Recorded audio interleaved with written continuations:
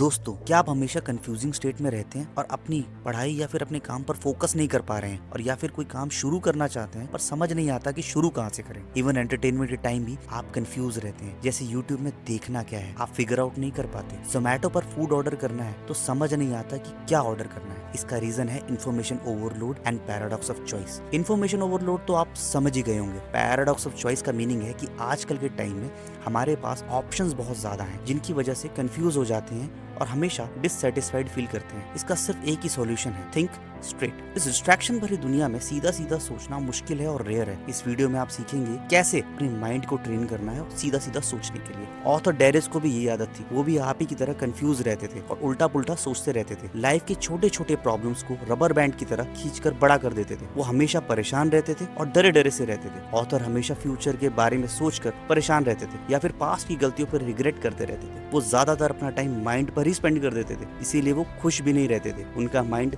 शांत नहीं रहता था। लेकिन बहुत लंबे समय तक परेशान रहने के बाद उन्होंने डिसाइड किया कि वो अपने माइंड को चेंज करेंगे और अपने माइंड को सीधा सीधा सोचने के लिए ट्रेन करेंगे। इस प्रोसेस में उनके 2 साल लग गए और इन 2 सालों में उन्होंने माइंड को ट्रेन किया और बहुत सारी बातें सीखी और खुद पर अप्लाई किया। अब वो सीधा सीधा सोचते हैं और किसी भी प्रॉब्लम को लेकर परेशान नहीं होते, बल्कि ठंडे दिमाग से प्रॉब्लम का सोल्यूशन ढूंढते हैं। और उन्होंने सारी लर्निंग्स और आइडियाज को अपनी बुक थिंक स्ट्रेट में शेयर किया है। आज हम इसी बुक की समरी का कंसेप्ट समझेंगे। Chapter 1, from chaos to clarity. 2014 में डेरिस अपने होम टाउन से लंदन आए। उन्हें जल्दी समझ आ गया कि लंदन में सब कुछ बहुत मुश्किल है और चीजों को हासिल करना इतना आसान नहीं है, और सबसे डिफिकल्ट काम है लंदन में घर ढूंढना। 2 महीने तक रेंट में रहने के बाद उन्हें एक अपार्टमेंट मिला। उन्होंने अपना सारा सामान पैक किया और नए अपार्टमेंट के लिए निकल गए। तभी उनकी लैंडलेडी का फोन आया और उन्हें अपार्टमेंट देने से मना कर दिया, और एकदम से डेरिस बेघर हो गए और उनका सारा सामान गाड़ी में ही था। उस रात वो अपने पेरेंट्स के साथ होटल में ही रुके और पूरे दिन खुद को ब्लेम करते रहे और उल्टा पुल्टा सोचते रहे। दूसरे दिन उनके पेरेंट्स ने उनको इंकरेज किया और डेरिस ने खुद को ब्लेम करना बंद किया और प्रॉब्लम का सोल्यूशन ढूंढने में लग गए। फिर उन्होंने सीधा सीधा सोचा और 1 वीक के लिए एयरबीएनबी बुक कर लिया, और मीनवाइल वो अपना अपार्टमेंट ढूंढने में लग गए। कुछ टाइम के बाद उसी अपार्टमेंट की लैंडलेडी उन्हें अपार्टमेंट देने के लिए तैयार हो गई। तो डेरिस को समझ आया कि वो पूरे दिन परेशान थे, खुद को ब्लेम कर रहे थे, जबकि वो सब यूजलेस था। और हम बहुत जल्दी एज्यूम कर लेते हैं और उस पर जज करते रहते हैं, जबकि हम ह्यूमन बीइंग हैं। हम गलतियां करते रहते हैं, अपने माइंड को चेंज करते रहते हैं, और जो काम हम एज्यूम कर लेते हैं जरूरी नहीं वही सही हो। हमेशा बेवजह परेशान होने से और खुद पर ब्लेम करने से प्रॉब्लम सॉल्व नहीं होती। इसीलिए हमें ऐसे थॉट्स पर बिल्कुल फोकस नहीं करना चाहिए, बल्कि वैसे थॉट्स पर फोकस करना चाहिए जिससे प्रॉब्लम सॉल्व हो। यही प्रैग्मेटिज्म का भी आइडिया है, जो कि इस बुक का बेसिक कंसेप्ट है। हम माइंड में आने वाले थॉट्स को रोक नहीं सकते, बट हमें किस थॉट पर फोकस करना है उसे चूज कर सकते हैं, और इसी तरह हम अपने माइंड को कंट्रोल कर सकते हैं। और जब हम वैसे थॉट्स पर फोकस करते हैं जिससे प्रॉब्लम सॉल्व हो, इस थिंकिंग मेथड को प्रैग्मेटिज्म कहते हैं। प्रैग्मेटिज्म बहुत सिंपल वे में डिफाइन करूं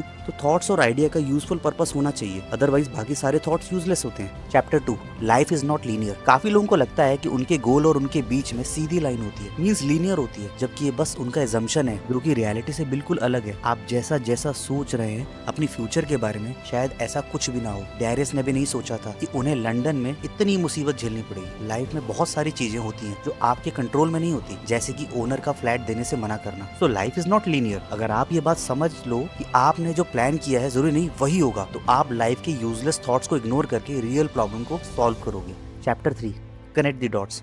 ह्यूमन ब्रेन एक प्रॉब्लम सॉल्विंग मशीन है। ये प्रॉब्लम सॉल्व करने के लिए नॉलेज और एक्सपीरियंस का इस्तेमाल करता है, और जो इंसान जितना बेहतर डॉट्स कनेक्ट करता है वो उतना ही बेहतर प्रॉब्लम सॉल्वर बनता है। दुनिया में जितने भी जीनियस हुए हैं, चाहे वो लियोनार्डो दा विंची हो या फिर स्टीव जॉब्स, उन सभी का कॉमन थिंकिंग है that everything is connected to everyone else. Steve Jobs भी कहते थे, आप आगे फ्यूचर में देख के डॉट्स कनेक्ट नहीं कर सकते, आप सिर्फ पास्ट के डॉट्स को कनेक्ट कर सकते हैं और उम्मीद कर सकते हैं कि डॉट्स फ्यूचर से भी कनेक्ट होंगे। शायद यही वजह है हम स्कूलों में इतने सारे सब्जेक्ट्स पढ़ते हैं। जरा सोचो, आप सिर्फ मैथ्स और कंप्यूटर पढ़कर मेडिकल रोबोट बना सकते हैं? शायद नहीं। भले आप एक्सपर्ट ना हो, बट आपको बायोलॉजी का नॉलेज चाहिए होगा कि डॉट्स को कनेक्ट कर सके। तो सारे सब्जेक्ट्स को मन से पढ़ो और सोचो कि सारे सब्जेक्ट्स एक दूसरे से कैसे कनेक्टेड हैं और इनका इस्तेमाल फ्यूचर में कैसे कर सकते हैं। Chapter 4, filter your thoughts.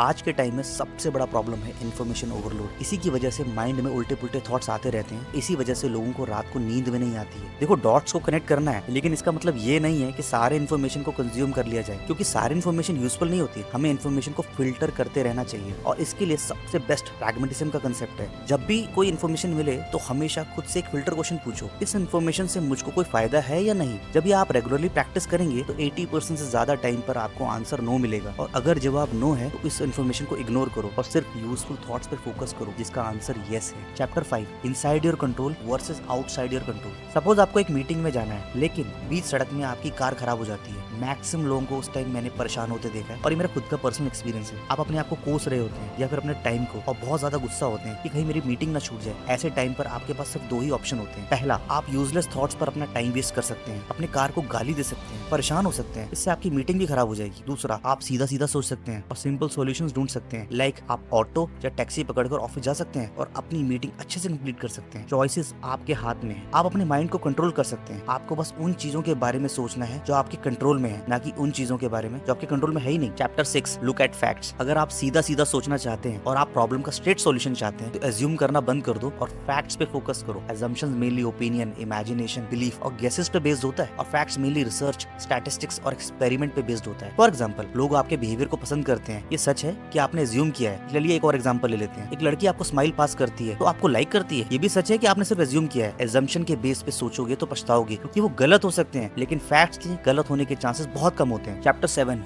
B unconventional. जब हम कोई डिसीजन लेने से पहले सोचते हैं तो बेसिकली हम कन्वेंशनल मेथड का यूज करते हैं। हमारा ब्रेन प्रॉस और कॉन्स की लिस्ट बना लेता है और कंपेयर करने के बाद ही कोई डिसीजन लेता है। लेकिन लाइफ सिर्फ ब्लैक एंड व्हाइट नहीं होती, इसके बीच में ग्रे एरिया भी होता है जिसे हम सब इग्नोर करते हैं। जैसे कुछ लोगों का मानना है जॉब बेटर होता है और कुछ लोगों का मानना है कि बिजनेस बेटर होता है, लेकिन बहुत कम लोग ग्रे एरिया के बारे में सोचते हैं। जब तक आपका बिजनेस पूरी तरह एस्टैब्लिश ना हो जाए तब तक बिजनेस पार्ट टाइम कर सकते हैं, इवनिंग में कर सकते हैं या फिर वीकेंड में कर सकते हैं। अब बहुत सारे स्टूडेंट्स का कंफ्यूजन है कि आर्ट्स बेटर है या साइंस। वेली कंपैरिजन एकेडमिक मार्क्स लेने के लिए तो ठीक है, अदरवाइज आप दोनों पढ़ सकते हैं। तो सिर्फ ब्लैक एंड व्हाइट नहीं, ग्रे एरिया के बारे में भी सोचना चाहिए, थोड़ा अनकन्वेंशनल भी सोचना चाहिए। Chapter 8, take thinking out of equation. आपको हमेशा से समझना चाहिए action is greater than thinking. हमें सिर्फ उन थॉट्स को चूज करना है जिन्हें एक्शन में बदला जा सकता है और जिसका कोई यूजफुल पर्पस हो, अदरवाइज सारे थॉट्स यूजलेस होते हैं जिनका कोई काम नहीं है। ये प्रैग्मेटिज्म का भी आइडिया है। ज्यादा सोचने में टाइम नहीं वेस्ट करना चाहिए। कोई प्रॉब्लम है तो सोल्यूशन के बारे में सोचो, बाकी थॉट्स को इग्नोर करो। एक स्पेसिफिक सिस्टम बनाओ ताकि आप एक्शन ले सको, तभी रिजल्ट्स मिलेंगे। सिर्फ सोचने से कुछ नहीं होगा, एक प्रॉपर प्लान बनाओ और उस पर एक्शन लेना शुरू कर दो। तो फाइनली हमेशा इस इक्वेशन पे काम करो, action is greater than thinking, और सिर्फ यूजफुल थॉट्स पे फोकस करो, तभी सीधा सीधा सोच पाओगे और प्रॉब्लम्स का सिंपल सॉल्यूशन ढूंढ पाओगे। तो प्रैक्टिस, थिंक